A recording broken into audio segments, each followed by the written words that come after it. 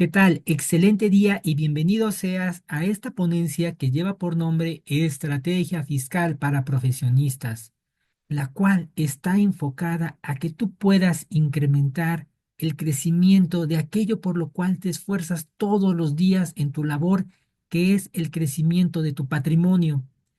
Por lo que veo en tu perfil, tú eres de estos profesionistas que se esfuerza todos los días en crecer en su organización, en capacitarse, en dar un mejor servicio para sus clientes y sus colaboradores. Esto con la finalidad de traer un crecimiento tanto laboral como económico. Por supuesto, esto también nos va a traer un happy problem que todos quisiéramos tener, que es el incremento de nuestros ingresos una vez que obtuvimos ese crecimiento. Pero por supuesto, tendremos que pagar en consecuencia mayores impuestos. Por eso es que te reitero que esta plática está enfocada a que tú puedas potencializar con esta estrategia el crecimiento de tu patrimonio, para lo cual me quiero presentar contigo. Yo soy José Antonio Cruz y como puedes ver, soy un profesional de seguros. Esta es mi cédula ante la Comisión Nacional de Seguros y Fianzas, que evidentemente está regulada por la Secretaría de Hacienda. Entonces, todo lo que vamos a platicar está con base a las leyes. Además, mi labor como profesional de seguros es el proteger a las personas en su integridad, obviamente en su patrimonio, en el cuidado de su familia, su salud y por supuesto el generar estrategias de retiro dignas para las personas. Ahora bien, ¿cómo es que funciona esta estrategia para profesionistas? Pues lo primero que tenemos que ver es justamente cómo es que tú estás pagando tus impuestos. Esta estrategia funciona para todas aquellas personas físicas, ya sea que tú estés tributando en el régimen de sueldos y salarios, ya sea que seas un profesional independiente, posiblemente realices actividades empresariales o incluso combines todas estas actividades. Al final, lo que va a hacer Hacienda es consolidar todos tus ingresos y esta va a ser la forma en la que Hacienda te cobre tus impuestos. Por supuesto, no es ningún secreto que para poder pagar menos impuestos tenemos que hacer deducciones. ¿Qué nos dice la ley en este sentido? Que nuestro ingreso acumulable es nuestra base gravable, pero tenemos autorizados gastos. ¿Qué es lo que hace tu contador cuando hace tu declaración? A tus ingresos le resta los gastos y saca tu nueva base gravable para impuestos. Ejemplo, si yo en el año generé 1 millón de pesos en ingresos, tengo el derecho a restarle mis gastos. Supongamos, porque hay topes, que fue de 150,000 pesos lo que yo metí a deducciones. Entonces, mi nueva base gravable serán 750,000 pesos. Como podrás ver, no es lo mismo pagar impuestos sobre 1 millón de pesos a pagar impuestos sobre la nueva base gravable que son 750,000 pesos.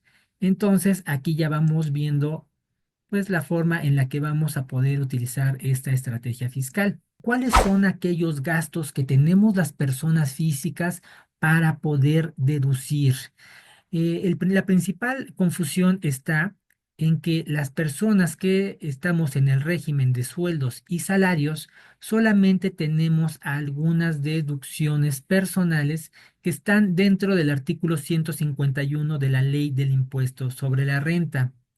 Las personas que están en el régimen de personas físicas con actividad empresarial o profesional, adicionalmente tienen algunas deducciones autorizadas. Son algunas deducciones que marca la ley que son con base a la actividad que tú realizas, con la cual es necesario o son necesarias para ti para poder funcionar como profesionista o como empresa. Esto es lo que tú vas a poder deducir de forma adicional a las deducciones personales que tienen autorizadas las personas con sueldos y salarios. Por el contrario, las personas que están en sueldos y salarios no tienen deducciones autorizadas. Pero vamos a verlo directamente en la ley. El artículo 151, que es el de deducciones personales. Vamos a leer este párrafo. Las personas físicas residentes en el país que obtengan ingresos de los señalados en este título para calcular su impuesto anual podrán hacer, además de las deducciones autorizadas en este capítulo de esta ley, que les correspondan las siguientes deducciones personales. Es decir, aquí está la diferenciación entre deducciones autorizadas y deducciones personales. Te decía yo que las personas con actividad empresarial o profesional tienen además deducciones personales, las cuales están rápidamente resumidas en honorarios médicos, dentales, psicológicos, nutrición, por supuesto, gastos funerarios, también con ciertos límites, donativos que tú hagas a algunas organizaciones, por supuesto, con sus límites. Por ejemplo, puedes deducir también los intereses reales de créditos hipotecarios. Esta fracción es muy importante para la estrategia. Eso es muy importante, ya que tú puedes deducir las aportaciones complementarias de retiro, ya sea en tu subcuenta o en los planes personales de retiro, con ciertos topes que ahorita vamos a ver. También puedes deducir primas de gastos médicos o gastos destinados al transporte escolar de los hijos. Esta última parte también es muy importante. Vamos a verla, ya que aquí menciona los topes de deducibilidad o lo máximo que podemos deducir, que es el 15% del total de los ingresos del contribuyente, incluyendo aquellos por los que no se pague el impuesto. Ahora bien, este último párrafo, lo dispuesto en este párrafo no será aplicable tratándose de la fracción quinta de este artículo. ¿Cuál era la fracción quinta? Pues justamente aquella que hablaba de las aportaciones complementarias a los planes personales de retiro. Ahora bien, esta tablita es con la que nos cobran los impuestos a todas las personas físicas, no importa en el régimen que te encuentras. Yo sé que todos pagamos el impuesto sobre la renta de distintas maneras. Reitero, los asalariados normalmente ya nos hacen la retención de impuestos. Los que trabajan en una actividad profesional o empresarial tienen que estar haciendo sus declaraciones mensuales, pero al final del año Hacienda va a utilizar esta tabla en la declaración y tú vas a tener que buscar tu ingreso consolidado o tu ingreso acumulado. Esto está en el Diario Oficial de la Federación, en el anexo 8. Esta tabla aplica entonces para todas las personas físicas. Tú te puedes buscar aquí de acuerdo a tu ingreso bruto anualizado, es decir, antes de impuestos. Vamos a usar el ejemplo de una persona que está en este renglón, donde posiblemente su ingreso veíamos era de 1 millón de pesos, un poquito más. Tu contador al final de cuentas va a hacer ciertos cálculos que, para no hacer el cuento largo, una persona que está en este renglón estaría pagando un 30% de ISR con ciertos cálculos que va a realizar tu contador. Ahorita no vamos a ahondar en ello. Entonces, ¿cuál sería la lógica de esta estrategia? Pues poder sumar todo aquello que nos sea posible para poder disminuir nuestra base gravable, ya sea el 15% que tienes autorizado entre deducciones personales y gastos autorizados, y aquí le podemos sumar el 10% que nos permiten los planes privados de retiro, para con esto tener hasta un 25% de nuestro ingreso acumulable para disminuir nuestra base gravable. Aquí, como puedes ver, ya va formándose nuestra estrategia. Entonces, haciendo un pequeño resumen de esta estrategia, como podemos ver, las personas físicas, la forma en la que podemos disminuir nuestros impuestos es disminuyendo nuestra base gravable. Y esta base gravable solamente va a ser restándole los gastos que tenemos autorizados. Pero reitero nuevamente, esta parte es gasto. Adicionalmente a los gastos, podemos deducir una parte con ahorro para sumarlo a nuestras deducciones personales. Sumando estas dos, ya es un 25% que podemos disminuir de carga fiscal. Esto se va a ver como una devolución de impuestos. Pero, ¿qué es lo que va a pasar con nuestro ahorro? Esta es la otra parte de la estrategia fiscal. Ya dedujimos nuestros impuestos, ya pudimos deducir todo lo que nos autoriza la ley en los topes que nos autorizaron. Entonces, ¿qué es lo que va a pasar con esta parte de ahorro? Pues lo primero que decíamos, se puede deducir los impuestos al a la inversión se van a poder diferir y cuando lleguemos a la edad de retiro vamos a poder exentar. ¿Qué es lo que marca la ley como edad de retiro? Pues 65 años. Adicionalmente, nuestro ahorro va a estar dándonos rendimientos, no solamente devolución de impuestos. Este dinero que nosotros ahorremos y que aparte ya lo dedujimos de impuestos, nos va a estar generando un rendimiento adicional. Esto con un interés compuesto. ¿Qué es el interés compuesto? Que es a cada parte de ahorro que yo hago y genere rendimientos, más mis nuevas aportaciones de ahorro, más mis nuevos rendimientos, más mis nuevas aportaciones, más mis nuevos rendimientos, van generando una bola de nieve que hace crecer mi dinero. Esto, pues, lo marca la ley, es para generar un capital para mi vejez. Entonces, estamos cubriendo dos objetivos sin quererlo. Uno, disminuir nuestra base gravable y otro, generar un capital para nuestra vejez. Esto creo yo es una parte muy, muy importante. La ley nos incentiva a ahorrar para nuestro yo del futuro, para cuando seamos viejecitos. Ahora vamos a analizar en qué se invierte el dinero que estamos ahorrando y que estamos deduciendo de impuestos. Te decía yo, una parte de la ganancia de este dinero va a ser lo que podamos deducir y la otra, el dinero va a estar ahorrado e invertido en un instrumento financiero. En este caso, lo que se plantea es este instrumento. No sé si alguna vez has escuchado el término ETF o Exchange Trade Fund. Un ETF contiene lo mismo que tiene adentro un índice bursátil. Eh, Ejemplo, si tú vas o te acercas a la bolsa de valores o nunca lo has intentado, pero si tú quisieras invertir en alguna de estas empresas, lo que tienes que hacer es comprar una acción de esa empresa. Esa acción es como un título de propiedad que te vuelve socio, te vuelve accionista de las empresas o de la empresa que a ti te guste, por ejemplo, Amazon, Microsoft, Apple, etcétera. Ahora bien, un índice bursátil contiene a un grupo de empresas, normalmente es una bolsa de valores de algún país. Estados Unidos, por ejemplo, tiene varias bolsas de valores. Una de ellas es el Standard Poor's 500, que es esto que te estoy mostrando. Todo lo que enlista su índice son las 500 empresas más importantes de ese país. Otra de las bolsas de valores es el Nasdaq de Estados Unidos, que engloba a las empresas tecnológicas de Estados Unidos. El IPC, por ejemplo, es el índice accionario mexicano, que es la Bolsa de Valores mexicana, o el ETF que aquí sigue es el NASDAQ. La Bolsa de España es conocida como el IBEX 35, la de Japón, el Russell es otra de las bolsas de Estados Unidos. Entonces, un ETF es como una canasta de acciones que aquí te muestro. En lugar de comprar una acción de cada una de estas empresas una por una, ese ahorro que tú vas ingresando a tu plan de retiro y que aparte es deducible de impuestos, la estás invirtiendo en una canasta de acciones. Entonces, esto sería básicamente un ETF. A este tipo de inversiones se les conoce como de renta variable, porque obviamente el rendimiento va a estar fluctuando con el tiempo. Sin embargo, los históricos de algunos de estos ETFs o de estos portafolios han sido positivos en el largo del tiempo. Todo esto que te cuento es un poquito largo de explicar.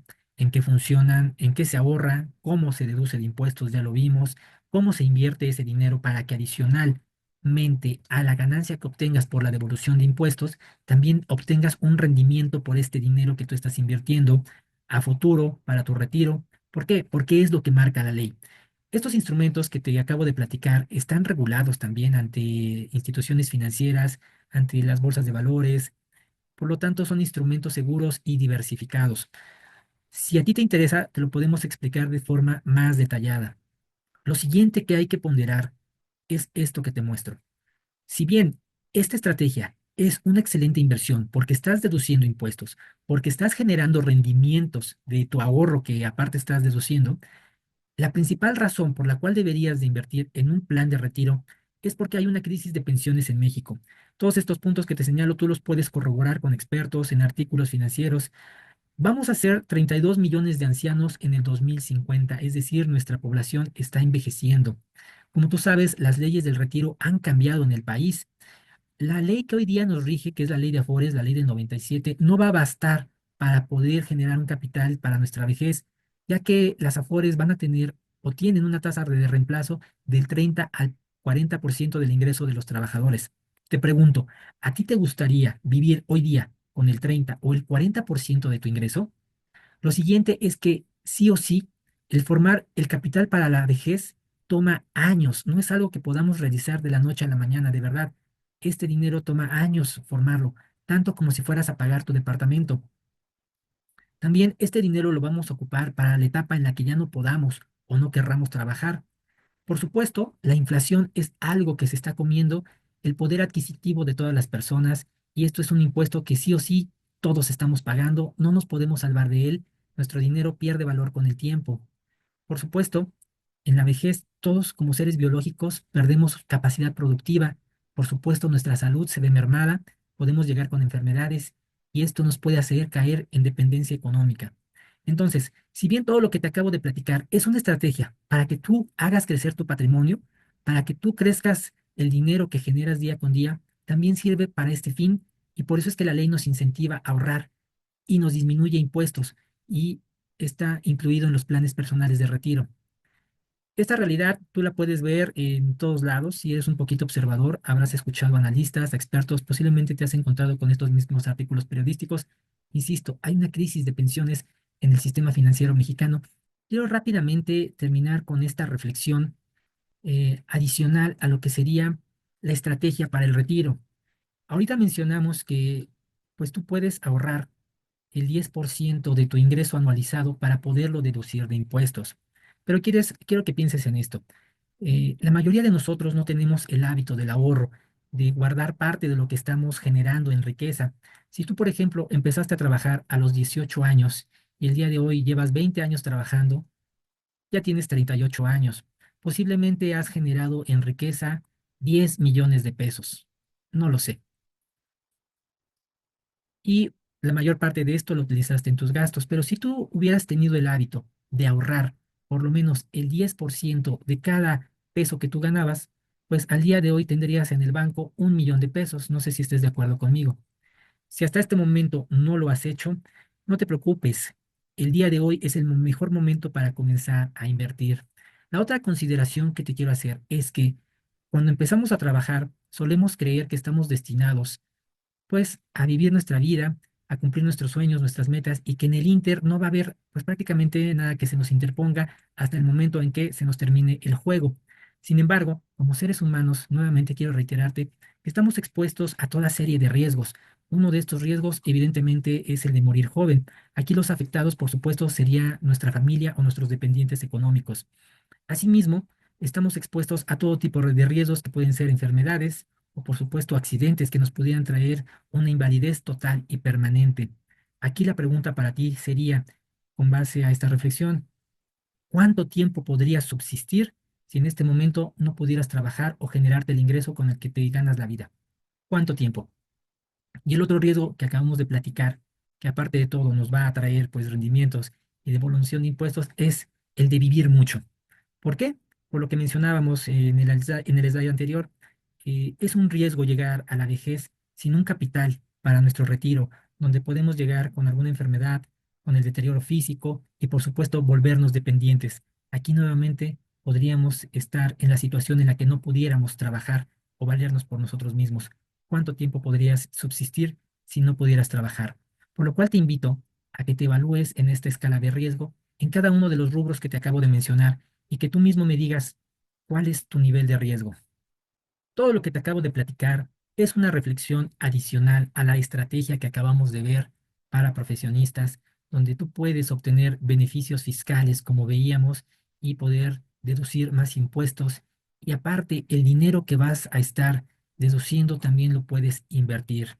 Decíamos que esta estrategia se basa en el ahorro, no en el gasto, en aquello que la ley nos permite poder deducir impuestos. Si tú quieres saber más del tema, lo siguiente es invitarte a una asesoría personalizada y poder analizar tu caso. Sin más, me despido de ti. Soy tu servidor José Antonio Cruz y te agradezco mucho el haber estado aquí. Excelente día.